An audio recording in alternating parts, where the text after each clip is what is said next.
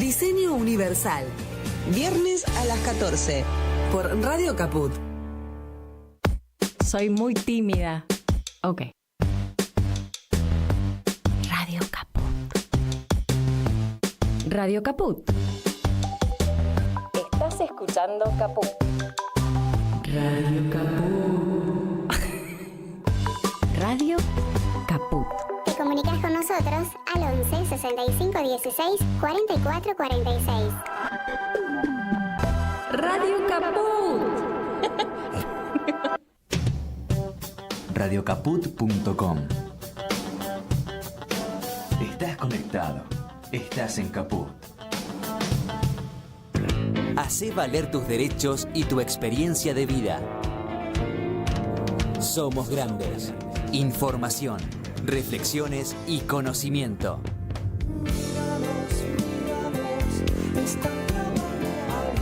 Somos grandes. Los lunes a las 7 de la tarde. En Caput.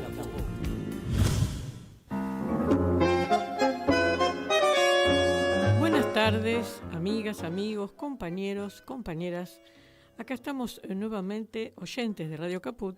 Acá estamos nuevamente dándoles la bienvenida a Somos Grandes. Aquí me encuentro desde el estudio de Chicha Mariani, como todos los lunes de 19 a 20 horas, en esta casa tan especial que compartimos con la familia caputense, como siempre digo yo, en este lunes que no sabemos definirlo, otoño, invierno, bueno, no sé cómo está ahora pasando por ahí la cosa, pero estaba medio lloviznando, bueno, un día húmedo, uno de esos días típicos de Buenos Aires. Bueno, hoy tenemos un programa que en realidad es un poco una prolongación de todas estas cosas que venimos conversando, ¿no? Sobre la soberanía, sobre el tema de los derechos humanos, sobre el tema del medio ambiente. Ustedes vieron que estos últimos sesiones que hubo en el Congreso de la Nación nos han ocupado mucho en la violación justamente de todas estas cosas, ¿no? Porque ya hemos hablado de las leyes que se fueron aprobando en estas últimas etapas, ¿no? Como la ley de reforma laboral, que ya hemos ocupado todo un programa en eso y siguen saliendo cosas. Bueno, pero también hemos asistido a lo que ocurrió la semana pasada con el tema de la reforma de la ley de glaciares, y realmente nos llama la atención. Si bien la aprobaron, el tema es continuar hablando sobre esto, porque hablar sobre el agua es un tema vital, es el primer derecho humano. ¿Por qué? Porque es el derecho a la vida. Si no tenemos agua en condiciones, nos morimos, así de sencillo. No solamente los seres humanos, sino cómo perjudica a todo el medio ambiente. Y por ese motivo yo les quería leer un poco referido al tema de ¿cuál es la ley de glaciares? La ley de glaciares es la ley 26639, que fue sancionada en el año 2010. Fue en el mes de noviembre del 2010. Bueno, esta ley, y escuchen bien lo que les voy a manifestar, fue un hito en la historia jurídica ambiental argentina al establecer la protección de los glaciares y del ambiente periglacial como reserva estratégica. Escuchen bien la importancia que le dio la ley al tema del agua, y también como patrimonio natural nacional. Esta ley, como muchas otras cosas que hemos hecho los argentinos y que han servido para el resto de la humanidad, esta ley convirtió a la Argentina en el primer país del mundo en sancionar una normativa de protección de estos ecosistemas, así como lo escucharon.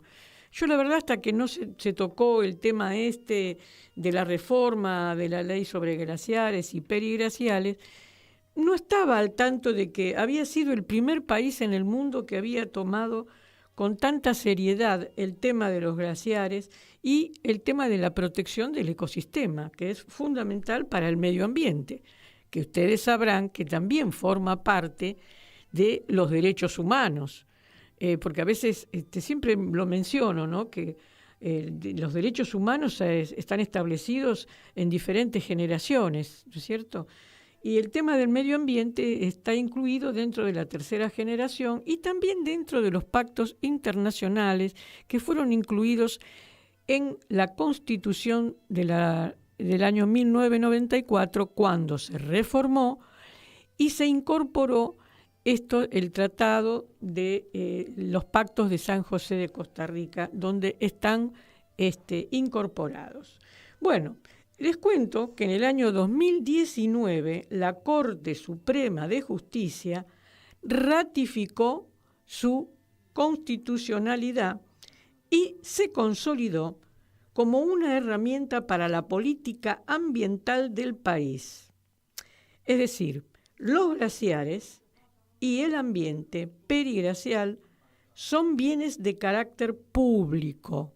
Y presten muy bien atención al tema de carácter público. Esto no es privado. Si es algo público, debe de ser tratado como se trató en el Congreso de la Nación, pero se debe de tener bien en cuenta qué es lo que está diciendo esta ley de la 26.639.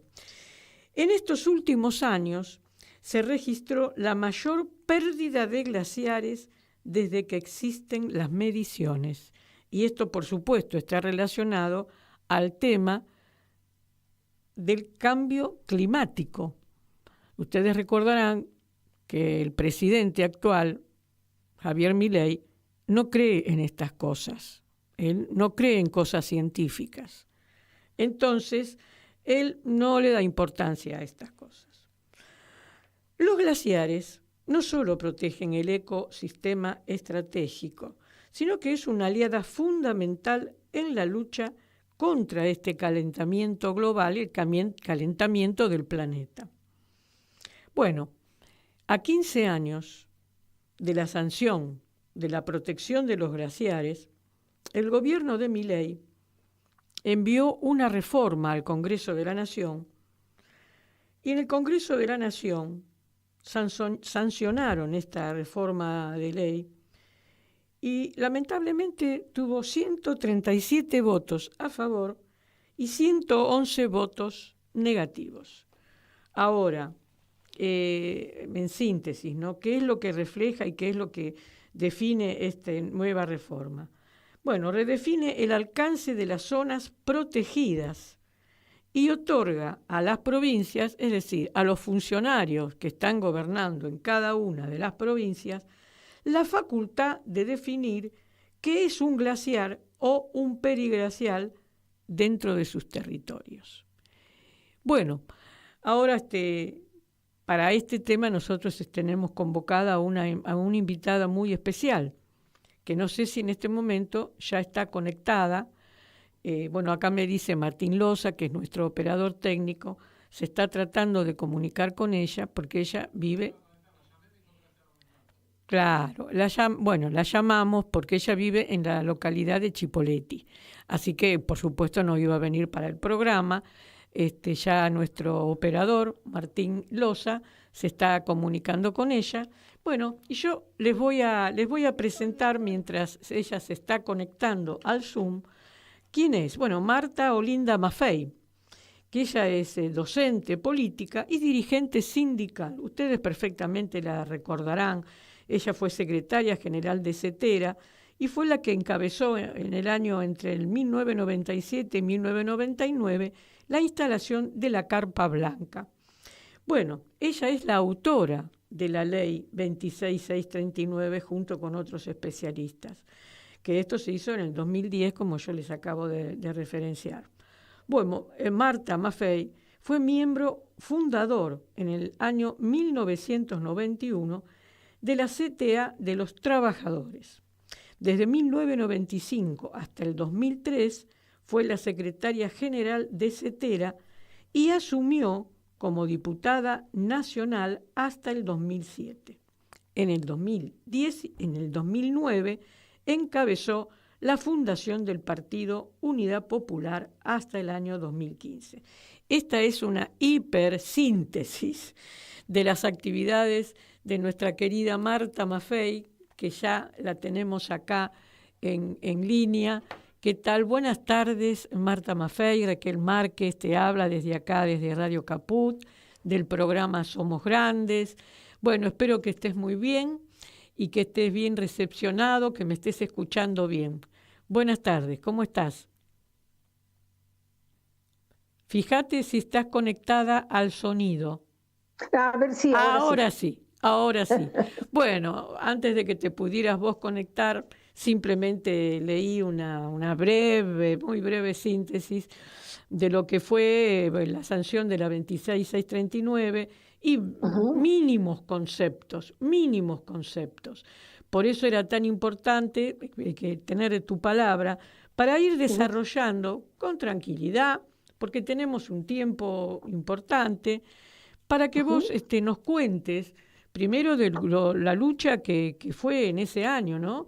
En el 2010, cuando se trató en el Congreso de la Nación, lo que las organizaciones y desde los lugares donde vos representás trabajaron para que se tome conciencia de lo que significa la protección de los glaciares, del agua dulce y de los periglaciales, y lo que significa también para todo lo que es el medio ambiente, para las comunidades que rodean estas zonas, es decir, la importancia que tiene el agua para la vida humana, pero también para todo lo que es la producción de cualquier otra índole. Así que, bueno, acá te damos la palabra porque sabemos que se sancionó una reforma que atenta contra la vida humana y la especie directamente, porque sin agua no hay vida.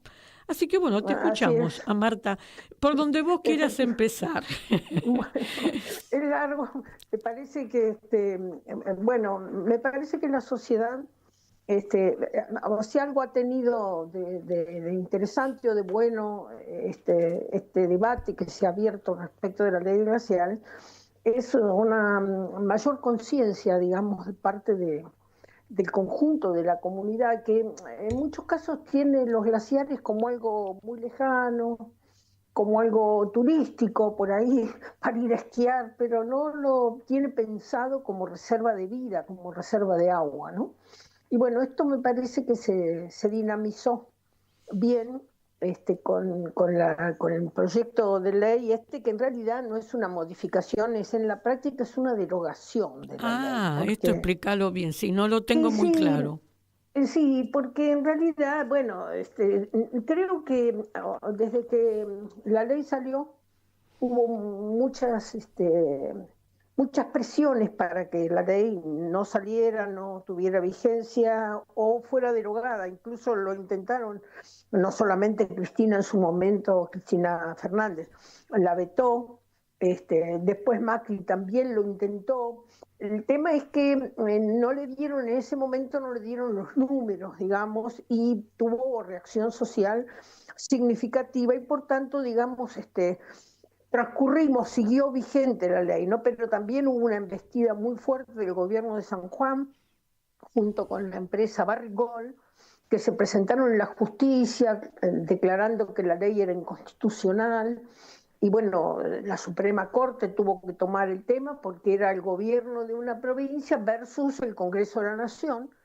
Y en consecuencia corresponde la Suprema Corte, ¿no? Bueno, y la Suprema Corte se pronunció categóricamente, la ley es absolutamente constitucional, está absolutamente adecuada a la Constitución y a la legislación vigente, que en ese momento no estaba el acuerdo de Escazú, pero sí ya avanzábamos con la Ley General de Protección del Ambiente. O sea, la ley tuvo muchas presiones en contra, de parte de los grupos económicos que se han planteado el espacio cordillerano, digamos, como un espacio para la extracción de minerales, distintos minerales, todos le vienen bien, ¿no?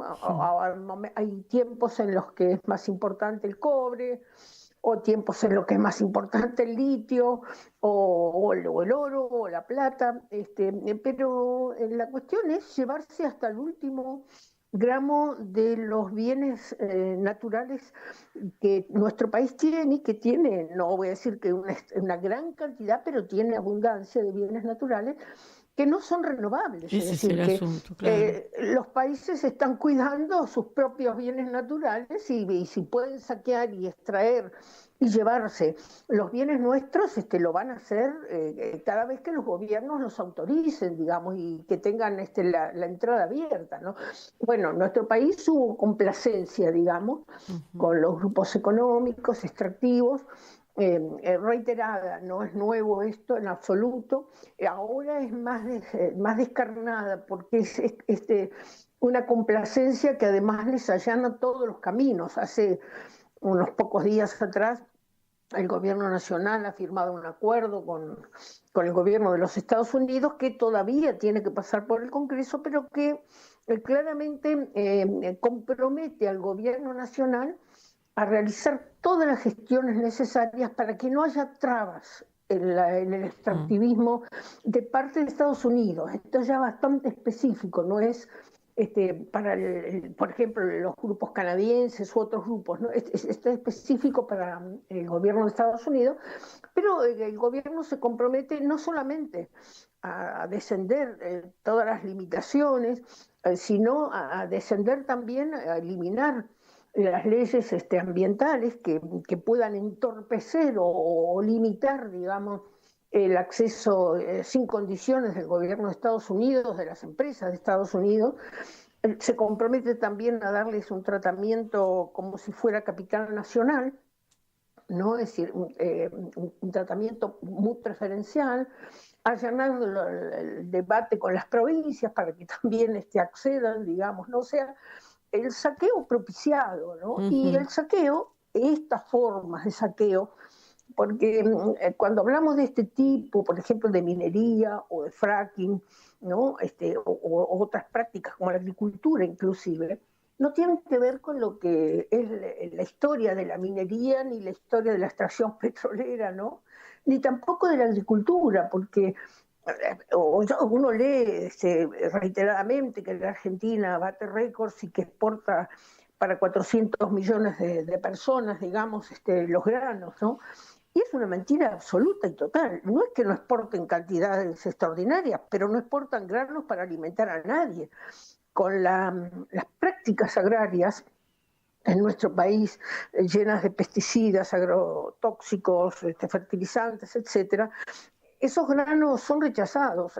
En Europa ni siquiera los quieren para dárselos a los animales. En realidad se utiliza para hacer biocombustible. No son para alimentar, alimentan los tanques de combustible, digamos, ¿no? Pero bueno, y con una inmensa demanda de agua. Y también el fracking, una inmensa demanda de agua, y la minería a cielo abierto también. El tema es que tanto el fracking como la minería a cielo abierto, particularmente, que se realiza sobre la cordillera, están en la zona seca de nuestro país, ¿no? Es decir, nuestro país tiene dos grandes zonas.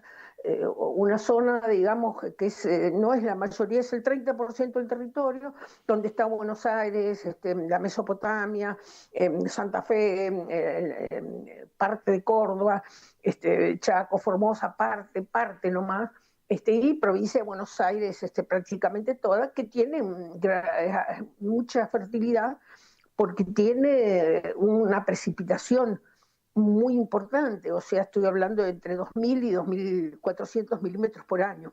Claro. En tanto que en la zona oeste, que es prácticamente toda la cordillera de los Andes, ya la parte más baja del final de la cordillera de los Andes es menos, pero ahí es una zona seca porque la cordillera es alta, la humedad del Pacífico no pasa, porque las nubes no van a 6.000 metros o a 5.000 metros de altura, están mucho más bajo, entonces no le llega del Pacífico. Y el Atlántico está muy lejos, digamos. En consecuencia, es zona seca y estamos hablando de una precipitación anual que está entre 150 y 300 milímetros, o sea, menos de una décima parte de la precipitación que tenemos en provincia de Buenos Aires o en la zona húmeda. Entonces, en esa zona, realizar extractivismo minero que se realiza a base de agua, porque la minería a cielo abierto sin agua no se puede realizar. Se requiere sí o sí el agua porque la extracción del mineral, que son partículas, se trabaja con roca volcánica y lo que tiene es partículas, ¿no? Es decir, un volcán erupciona a 3.000 grados de temperatura, en consecuencia, ahí sí hay partículas de toro, o sea, de lo que había en esa montaña. Tenemos oro, plata, una gran cantidad de partículas que son buscadas. Entonces, bueno, después se muele la roca, se coloca en una llamada pileta de lixiviación, es una pileta cavada en la roca que tiene a lo mejor entre los 2 y 3 kilómetros de diámetro, con una profundidad de 200, 300, hasta 800 metros de profundidad. Es decir, que se cava un lago directamente, ¿no? Y para poder lixiviar el mineral, es decir, poner la arena de la roca molida con unas sustancias que permiten flotar algunas partículas, se requiere agua. Claro. Y en esa zona hay poca agua y entonces se utiliza el agua de los glaciares. ¡Qué barbaridad! Sí. La cosa es que la contaminación que se genera en ese proceso es incomparable, digamos, ¿no? Es decir, la minería a cielo abierto ha sido declarada hasta el presente el emprendimiento más contaminante del mundo.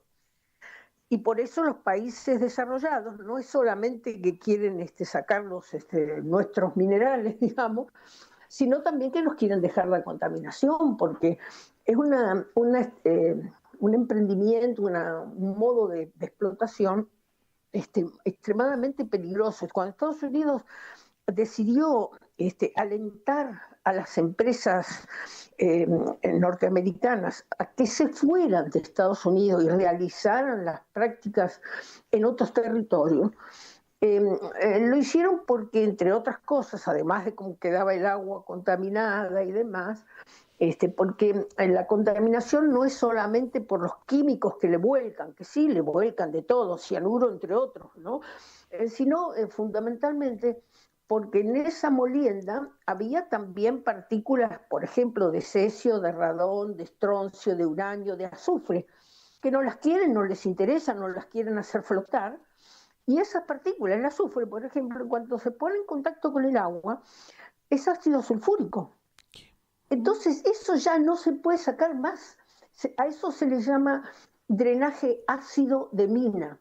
Pero eso no se saca más. Lo mismo que cuando el cobre toma contacto con el agua.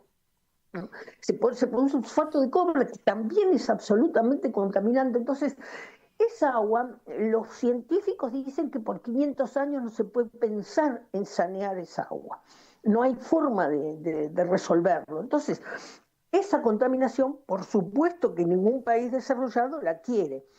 Pero además lo que se produjo y se dieron cuenta, y ahora cada vez se ratifica más, es que por el nivel de contaminación que tiene, produce enfermedad. Entonces, en las zonas donde hay explotación minera, hay, por ejemplo, autismo mucho más alto en los niños que en cualquier otro lugar. Hay distintas formas de cáncer y particularmente para los trabajadores de la minería, un alto promedio en cáncer de próstata y en cáncer de pulmón.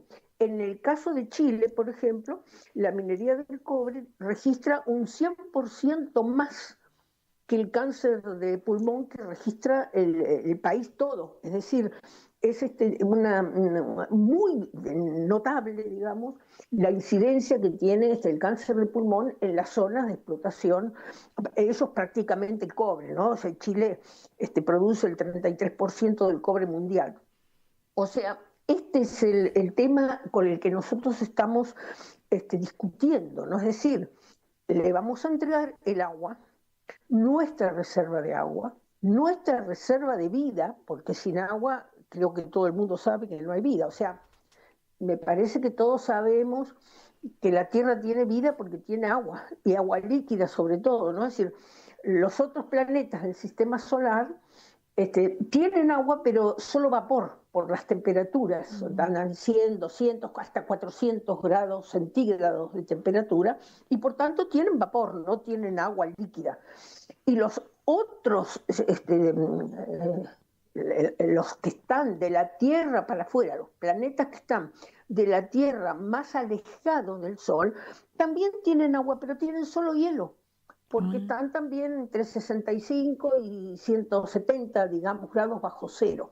En consecuencia, la Tierra está en el lugar justo, digamos, del sistema solar, que le ha permitido la vida. Los otros planetas que están en el sistema solar no tienen posibilidad de vida porque no tienen agua líquida. Mira vos, bueno, Entonces, sí, continúa.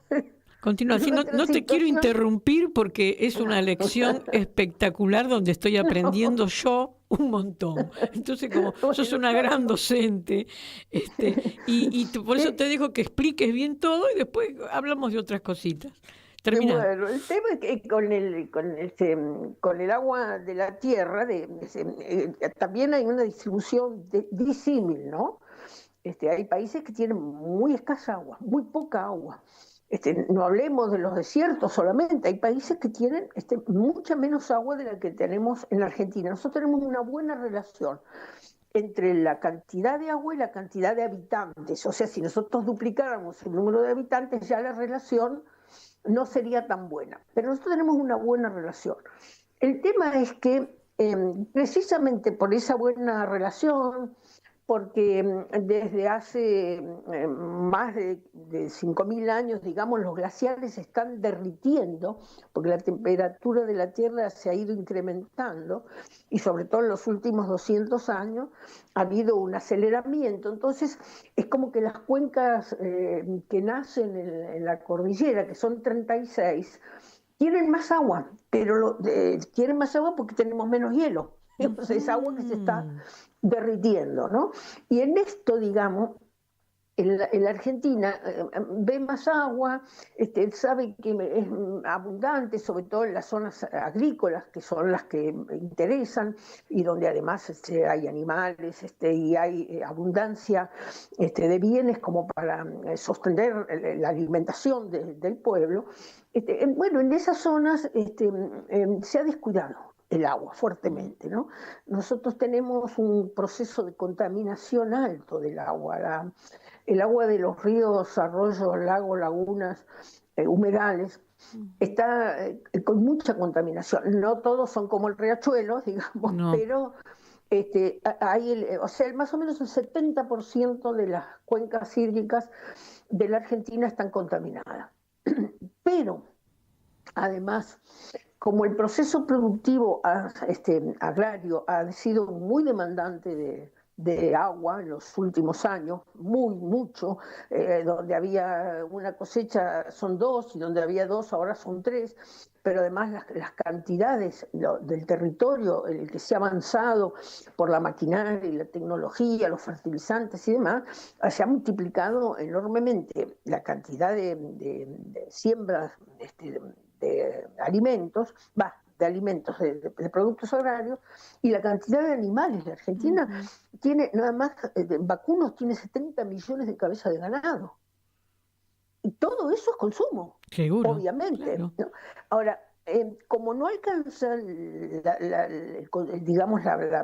agua de superficie en muchos lugares, se ha comenzado a sacar agua de los acuíferos, fuertemente. Y también los acuíferos, no solamente porque le sacan el agua, sino también porque absorben el agua también de superficie, se han empezado a contaminar también. Nosotros tenemos mal contaminados los acuíferos con agrotóxicos, ya en muchos lugares. Y peor, digamos, el acuífero Puelche, por una desconocimiento, imprudencia o no sé qué, del centro atómico de Ezeiza, que en su momento, hablo de hace 40 años, virtió los residuos atómicos sin los resguardos adecuados. Ahora se tienen en ojivas, uno las ve en piletas, con unas ojivas que aparentemente son blindadas, pero en su momento también residuos radiactivos penetraron en el acuífero Puelche, o sea, está contaminado radiactivamente. Una pregunta, ¿estos Es decir, acuíferos en qué zona están distribuidos? ¿Están? Bueno, prácticamente tenemos acuíferos debajo del territorio muy importantes, todos, ¿no? Pero en la zona de la costa más, digamos, ¿no? Pero también tenemos acuíferos de la o sea, el acuífero se forma porque en determinados espacios existe lo que se llama la roca porosa, es decir, son rocas que permiten la filtración de agua. Y esa agua, digamos, va descendiendo y termina en los acuíferos. Y hay acuíferos prácticamente debajo de todo el territorio, pero en el litoral tenemos grandes acuíferos. Sí, ¿no? sí. El acuífero Puelche y el acuífero Guaraní, que es un acuífero, es el más grande del mundo. Contiene el 12% del agua dulce mundial. Está debajo de Brasil, Paraguay, Argentina. O sea, hay acuíferos que son... hay discusión entre los científicos por cómo llegamos a los acuíferos. ¿Por qué la Tierra tiene agua adentro, adentro de la Tierra, ¿no? Y hay discusión, pero la mayoría de los científicos se inclina por distintos estudios y demás a pensar que han sido, cuando hubo aerolitos fuertemente, son aerolitos desprendidos de los planetas más fríos, que eran hielo. Y golpearon la Tierra y se metieron ahí adentro. Qué interesante. ¿no? Es decir, que, bueno, se supone que es eso, ¿no? Que ese es el comienzo. No. Y una preguntita te quería hacer, referido a los periglaciares, porque ¿a qué son los que están cercanos al glaciar? Eso, si lo podés ampliar, porque muchos no entendemos bien de qué se trata, porque de eso como no se habla nunca. Bueno, a ver, vamos a hablar del hielo, que es la otra forma del agua, digamos. Sí, ¿no? sí. El hielo es el hielo que tenemos en la Antártida, en Groenlandia, en el Polo Norte, y en la cordillera de los Andes, que del sur, digamos, del globo terráqueo, es lo que llega más, es más austral, lo que llega más al sur, es más cercano, digamos, a los polos que otros espacios, y en consecuencia tiene todavía resabios de la glaciación que fue hace 110.000 años. Uh-huh. ¿No? La última glaciación grande. Se va derritiendo, pero se iba derritiendo con un ritmo que ahora se ha redoblado. Es decir, este aumento global de la temperatura, lo que se llama en algunos casos cambio climático o crecimiento de las temperaturas, o como queramos, ha acelerado el derretimiento de esos cielos. Estamos en una situación, digamos, en la que la única reserva pura que tenemos, porque ya expliqué que el agua de los ríos y de superficie, el agua de los acuíferos, tiene problemas de contaminación y además de cantidad, ¿no? Porque todos los ríos, el agua de superficie, lagos, lagunas, humedales, más los acuíferos, no llega a ser el 30% del total del agua dulce. El otro 70% están los glaciares. Los glaciares son el espacio de contención de agua mayor y en las mejores condiciones. Claro. Porque no solamente porque es agua de lluvia o nevadas que quedó ahí, que se congeló, digamos, ¿no? Sino porque está mantenido a temperaturas siempre bajo cero, y en consecuencia se conserva. Es como haber tenido 10.000 años en la conservadora, ¿no? Claro, sí. Bueno, esos glaciares tienen distintas formas, no son todos iguales ni tienen las mismas características. A los glaciares de las cumbres, digamos, de las montañas, que es los que uno ve, digamos, ¿no? Que se llaman glaciares descubiertos, digamos, porque son blancos y se ven, se notan. Sí, perfectamente. Son visibles. Son muy visibles, pero hay otros que son campos de hielo, por ejemplo. Son glaciar, pero no están en la cúspide de una montaña. Y hay otros que directamente es como que están enterrados. Porque, digamos, si ustedes tienen una montaña o una masa de hielo 10.000 años acumulados, 100.000 años acumulada, es muy posible que con el viento, con los detritos, con los derrumbes montañosos y demás, se va cubriendo y tienen arriba una capa de 20, 30 centímetros, 40 centímetros de detritos, de pedacitos de roca y demás, que uno va caminando por encima y no se da cuenta que abajo hay un glaciar. Ajá.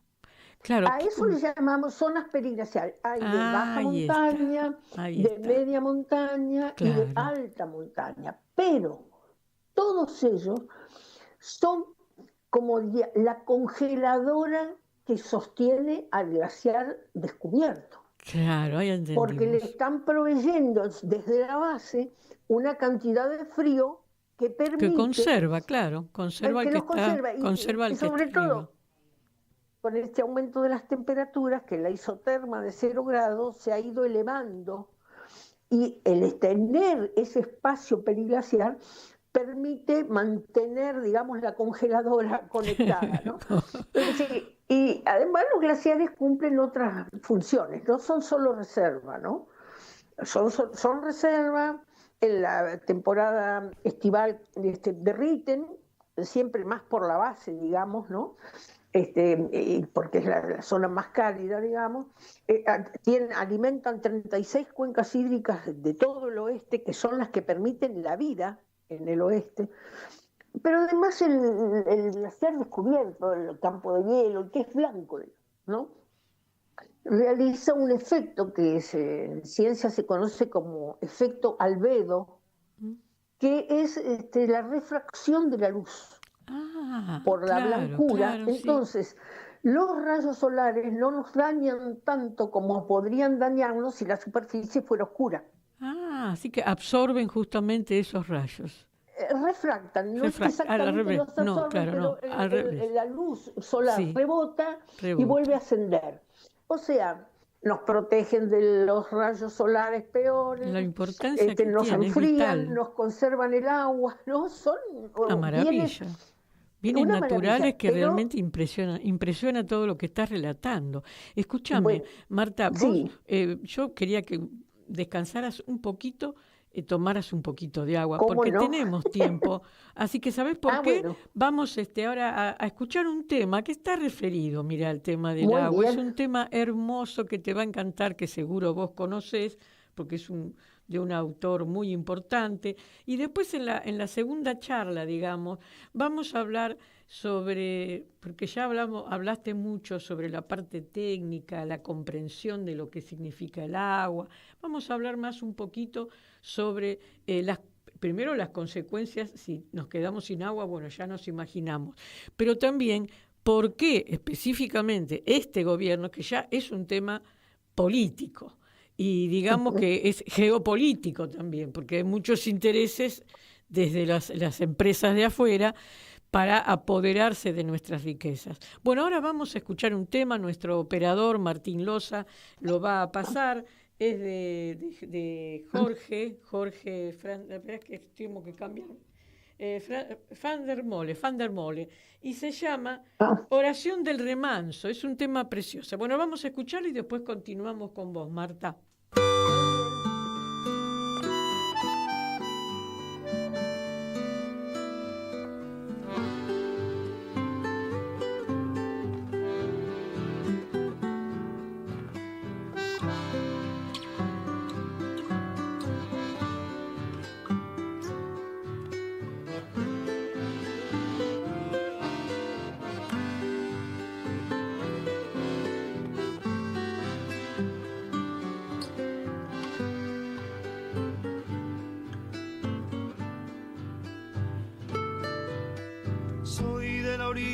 Brava del agua turbia y la correntada que baja hermosa por su barrosa profundidad.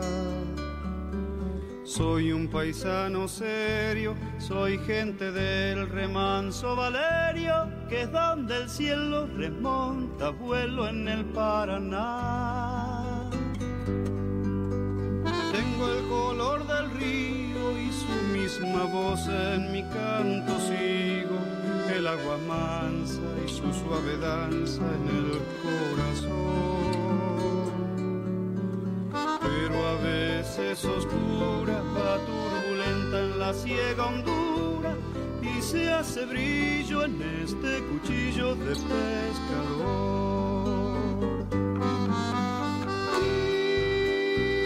Cristo de las redes, no nos abandones.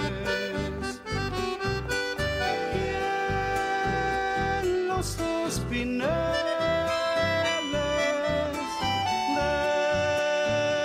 déjanos tus dones.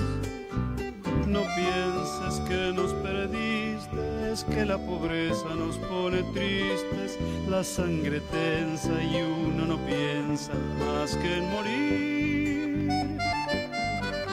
Agua del río viejo, llévate pronto este canto lejos, que está aclarando y vamos pescando para vivir.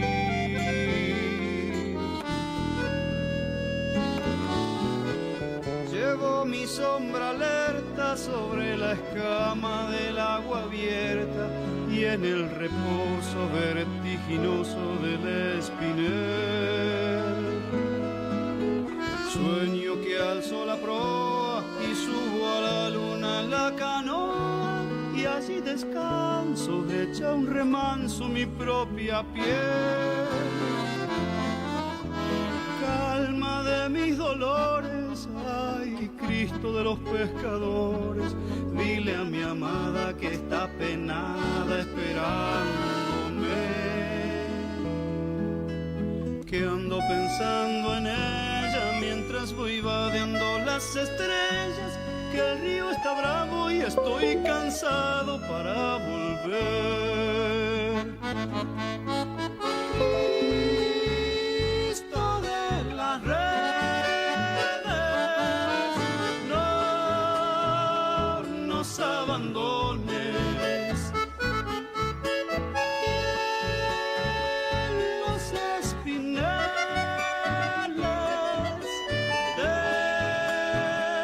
déjanos tus dones. No pienses que nos perdiste, es que la pobreza nos pone tristes. La sangre tensa y uno no piensa más que en morir. Agua del río viejo, llévate pronto este canto lejos, que está aclarando y vamos pescando para vivir. Agua del río viejo, llévate pronto este canto lejos, que está aclarando y vamos pescando para vivir.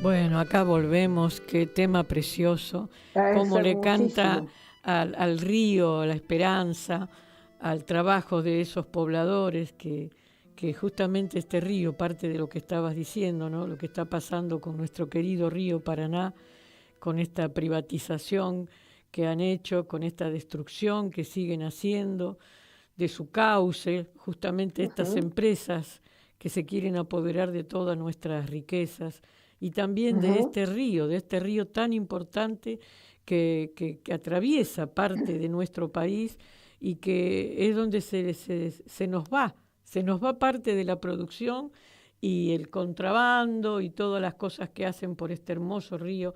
Es un tema hermoso que le agradecemos mucho a este autor tan hermoso. Bueno, les quería comentar aparte, ahora continuamos con Marta Maffei, que bueno, el abogado que tendría que estar presente me avisó, lamentablemente tuvo un problema de último momento, Bernardo Borenholz, pero bueno, por eso no se pudo acercar, porque quería compartir acá con Marta Maffei y con la audiencia, pero bueno, me acaba de informar, que hace un ratito me informó, que tuvo un problema personal que le impidió llegar a la radio. Pero continuamos con Marta Maffei y ahora, como les había dicho, que la primera parte realmente era solamente para escucharte, no te quería interrumpir porque es una lección hídrica, geóloga, histórica, de la importancia que tiene el agua para nuestro sector. Y ahora un poco queríamos saber, porque vos fuiste una de las que participaste en la audiencia pública, en donde estas audiencias públicas que para mí entender hasta ahora no han servido para nada, porque dejan hablar a la gente, pero no la escuchan ni tampoco no es resolutiva la audiencia, entonces no tiene un efecto como para que a partir del conocimiento que despliegan todos los invitados que van a hablar, se tomen decisiones. No, entonces realmente esto también habrá que modificarlo porque así como está planteado no sirve para nada. Pero al margen de eso sabemos que se habían comunicado para pertenecer a esta audiencia pública una cantidad impresionante. Esto quiere decir la importancia que se está tomando a nivel nacional y desde otros sectores de organizaciones en defensa del medio ambiente, el hecho de poder ir ahí para hablar con los diputados y para hablar con todos los que tienen la responsabilidad de este tema. Porque no es solamente de aquellos, de los científicos, de los trabajadores, sino en este momento la responsabilidad absoluta va a caer sobre los diputados, los senadores y también sobre los gobernadores que permitieron que esto ocurra. Bueno, lamentablemente tampoco se les permitió hablar a todos los inscriptos, pudieron hablar pocos y además lo que sabemos que fue unas sesiones así rápidas, como se hace cuando no se quiere realmente debatir, como está pasando últimamente en nuestro Congreso Nacional, que a mi entender es un bochorno. Pero bueno, queríamos que vos nos pudieras brindar tu mirada, tu apreciación sobre el por qué se trató de esta manera en el Congreso Nacional. Y a tu entender, ya que también sos una persona muy política, ¿por qué se tomaron estas decisiones de hacer esta reforma en este momento del país, donde en realidad se tendría que cuidar muchísimo más las reservas por todo lo que vos anteriormente habías manifestado? Bueno, ¿cómo fue tu participación? ¿Cómo fue tu experiencia en esta oportunidad, Marta Maffei?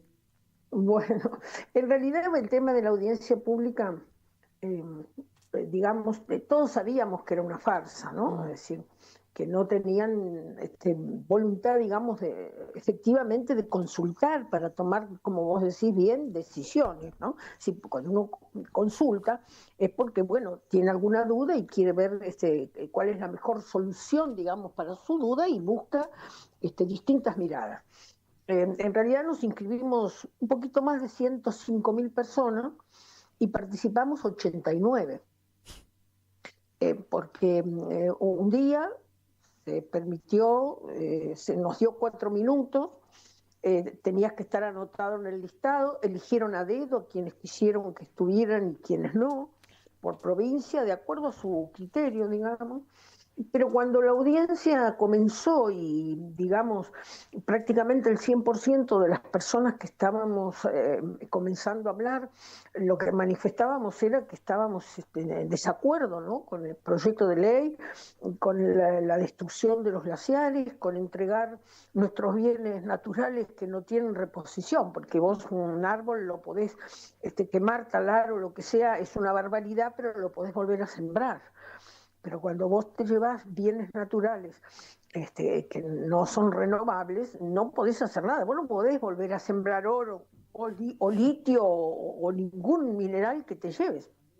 En consecuencia, todo el mundo se manifestaba en ese sentido. Entonces, el presidente de la comisión no tuvo más mejor estrategia que hacer venir a la gente de las empresas mineras que entraron a la audiencia sin estar anotados, sin estar inscritos, sin tener autorización para estar ahí, a decir que bueno, que no era tan mala la minería y que nos íbamos a hacer ricos y los millones que sacábamos de ahí, todo mentira. Bueno, sería largo explicar en qué consiste la estafa de la minería, ¿no?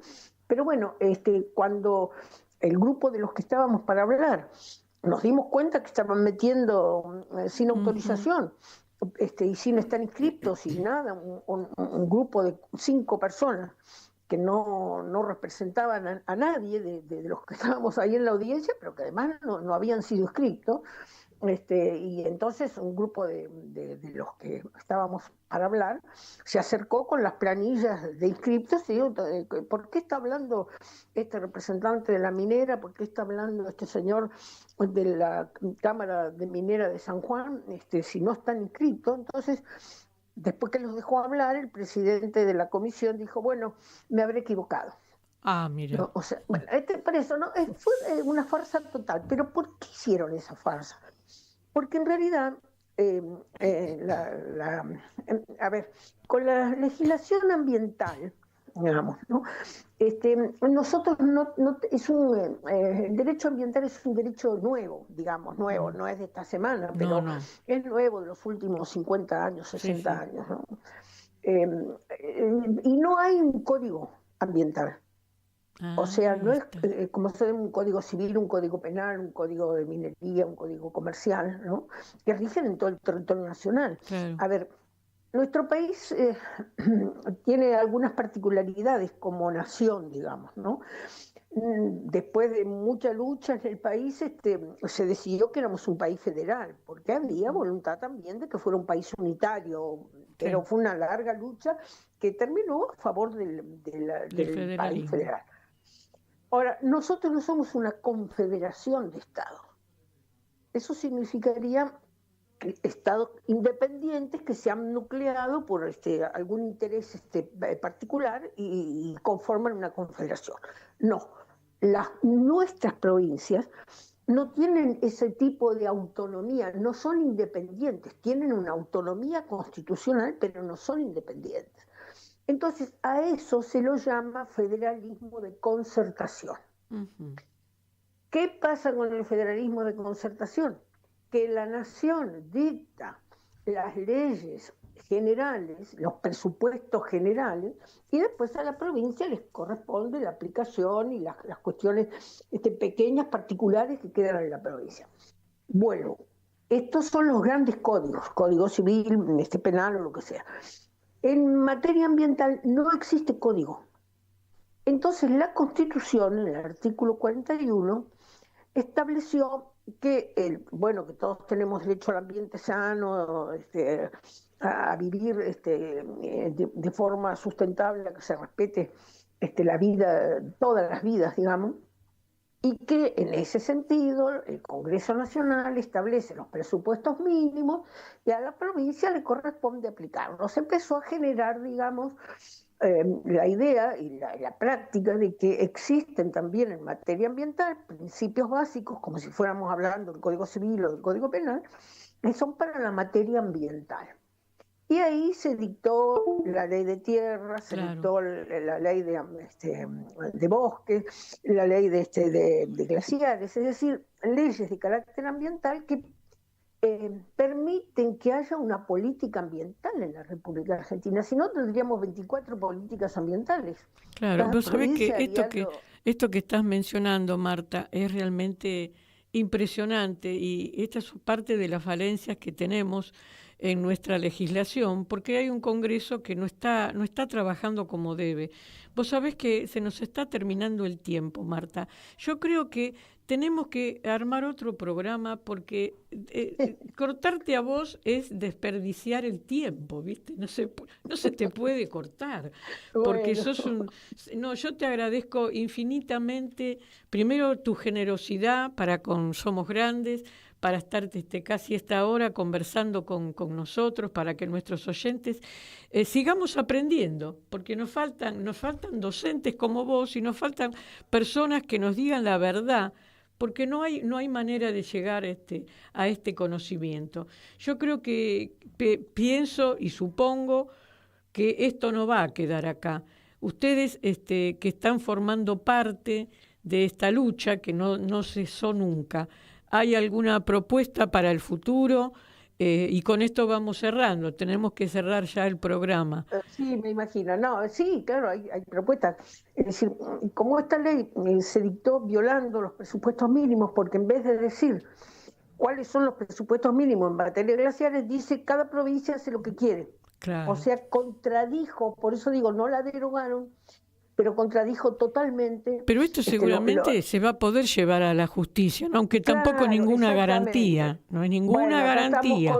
Pero hay un grupo grande de unos 80 abogados que están trabajando en una presentación. En una presentación importantísima, ¿no es cierto? Y bueno, vamos Así a ver estamos. qué hacemos con la justicia, ¿no? Porque también es otro tema que autonomía no hay. Es otro tema que nos debemos de debate y que nosotros por lo menos desde la comunicación, desde el periodismo, hacemos lo que podemos, pero es muy grueso lo que está pasando en el país.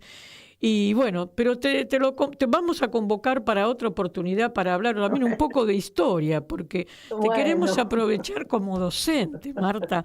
La verdad que sos un libro abierto, te agradecemos infinitamente esta participación al contrario, en nuestro programa. Por no, ayudar a al difundir, contrario, porque esto es fundamental. Así que nos despedimos, yo te voy a pasar después la grabación del programa y nosotros vamos a difundirlo. Nos despedimos de acá de Somos Grandes hasta el lunes próximo de 19 a 20 horas y ahora dejamos a toda la audiencia con un programa que sigue que se llama Por Amor al Arte, que también hay que tener hay que apostar mucho a nuestra cultura. Marta, un abrazo inmenso. Muchísimas gracias. Muchísimas gracias. Buenas noches. Adiós, buenas noches. Adiós.